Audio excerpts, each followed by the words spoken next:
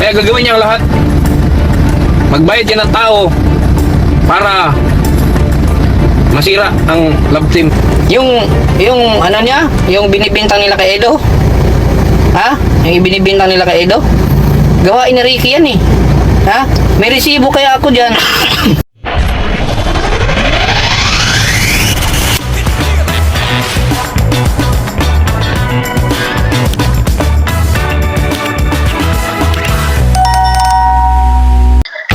Handang magbayad ng tao, makuha lang si Viancy.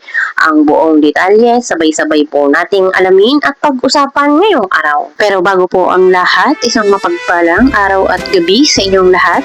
Mega love shoutout sa lahat ng ating listeners, viewers, and subscribers saan mang sulok ng mundo, Mapalundon, Visayas at Mindanao. Lalong-lalo na po sa ating mga kababayang OFW. Kamusta po kayo mga kalingap? Mabuhay po kayo hanggat gusto nyo. At kung bago ka pa lang sa aking munting YouTube channel, huwag ka nang mahiyang mag-subscribe, like, share, and comment. Huwag mo na rin kalimutang i-click ang notification bell nang sa ganon ay updated ka sa aking mga paparating na video. At syempre, patuloy po natin suportahan sina Kalingap Rob at ang ating ama ng Kalingap, ang nag-iisang founder, si Kuya Val Santos Matubang. Kung maaari po ay no skip ads, nang sa ganon ay mas marami pa tayong malingap na nangangailangan at konting paunawa po kung maaari ay tapusin nyo muna ang kabuuang video nang sa ganon ay akma ang inyong mga komento. Yan si Leody ang ugat ng lahat ng nagpapagulo ng lahat si Leody. Yun ang nagpagulo dyan sa lahat. Inupiran ng malaking pera sila. Yan, kaya ganyan. Pera yan. Manatili ba yan dyan sa kung ano sila walang perang involved yan? Kalukuhan yan. Sinisiraan ng dalawang associate sa magulang. Kasi nga, nagsisilo si boss. Si boss kasi pinaka-boss nila nagsilos, may gusto kay Beyonce. Yung pinaka-boss nila, may gusto kay Beyonce. May gusto. Kaya gagawin niya ang lahat. Magbayad yan ng tao para masira ang love team. Yung ano niya, yung binibintang nila kay Edo. Ha? Yung binibintang nila kay Edo. Gawain ni Ricky yan eh. Ha? May resibo kaya ako dyan. Ha? May resibo kayo pangharas ni Ricky, pangmamanyak niya, may resibo kaya ako dyan. Baka gusto niyo ako maghayag. Ha? Ihayag ko kaya yan, pangmamanyak niya. Manyak yung seeking niyo eh. Ipinahid niya kay Edo. Ngayon, kung totoo man nagkamanyakan sila kung ano man, anong problema eh? Magjuwa naman sila. Ha? Magjuwa naman sila. Anong problema kung magmanyakan sila, kung maghalikan sila? Magjuwa sila. Ha? Ha? Anong problema? Sige. May problema ba kung maghalikan sila, Edo? Juwa sila, magjuwa sila eh. Kung si Ricky ipatulpo nila, eh okay pa ako doon. Pero kung si Kuya ipatulpo nila, nasisira na ang ulo nila.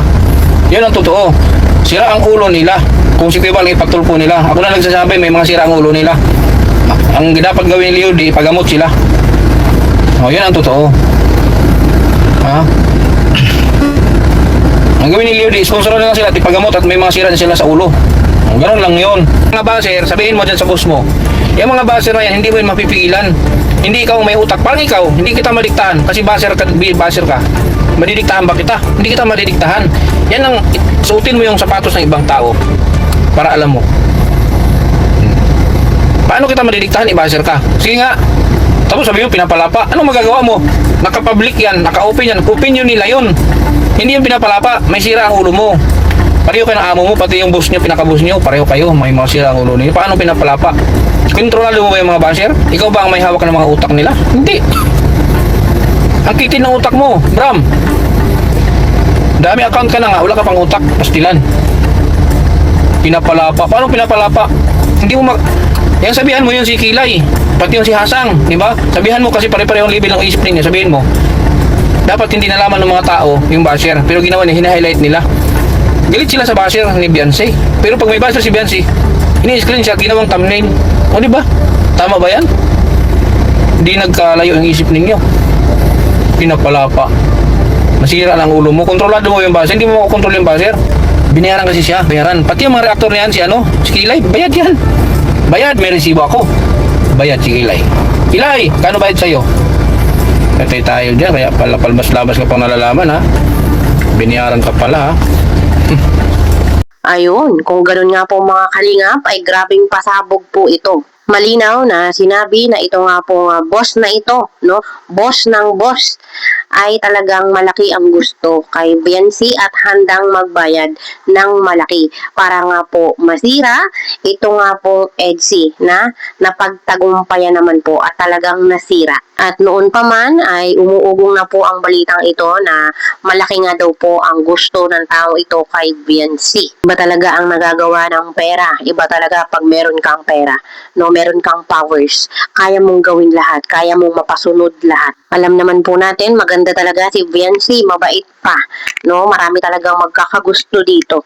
At isa na nga po daw, ito, di umano, nagkakagusto at malaki ang gusto ng boss na ito. Kung ano man ang nangyayari kay Biancy ngayon at sa pamilya, malamang sa malamang, ay may kinalaman po talaga itong boss na ito. Pero ganun pa man po mga kalingap, ito po ay buhay nila. Kung ano po ang gustong gawin nila sa buhay nila, desisyon po nila yan. Kung gusto po nilang magpasakop sa boss na ito, kung gusto po nilang sumunod sa boss na ito, ay bahala po sila. Sila po ang may hawak ng kanilang buhay. Sila ang masusunod.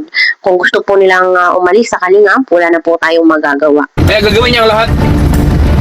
Magbayad yan ng tao para masira ang love team. Yung ano niya, yung binibintang nila kay Edo. Ha? Yung binibintang nila kay Edo. Gawain ni Ricky yan eh. Ha? May resibo kaya ako dyan. Pag pera talaga ang kumilos ay wala talagang magagawa. Talo talaga. Sa lahat ng nangyari sa buhay ni Biancy, minsan ay talagang mapapatanong po tayo. Dahil sa lahat ng beneficiaries ni Kalinga Prab, talagang si Biancy ang masasabi po natin na talagang swerte. Siya ang pinakamalaki ang bahay, no? Napakaganda ng mga opportunity na dumating sa kanya. Sobrang daming sponsor na gustong tumulong at nagmahal sa kanya. At isa na nga po dito, itong boss na ito, na talagang lahat ay bigay din naman. Ano po, talagang suportado, lahat ng kayang ibigay, mapapera man yan o kung ano pa man lote, ay talagang ibibigay. Kung totoo man na nag-offer ng malaking pera ng sasakyan, ay nakakalungkot isipin na ganun-ganun na lang para po masira ang lahat ng kanilang pinagsamahan sa Kalingap. At kung atin nga pong mapapansin ay malakas ang loob ni Dr. Love dahil alam po niya na malakas ang kanyang kapit, malakas yung nasa likod niya. Hindi po natin alam yung mga plano, yung pinag-uusapan ni Dr. Love at ng kanyang boss. Hindi naman po yun sasabihin sa atin. Kaya sa pagbalik ni Kalinga Prab ay malalaman po natin kung ano ba talaga ang hatol, kung ano ang desisyon, kung talagang tuluyan ng magpapaalam si Biancy sa Kalingap, talagang kung ano man ang magiging resulta ay tanggapin po natin. Talagang maraming nag-iintay ng pababalik ni Kalinga Prab dahil nga po sa mga issue na ito na hanggang ngayon ay hindi na natapos-tapos.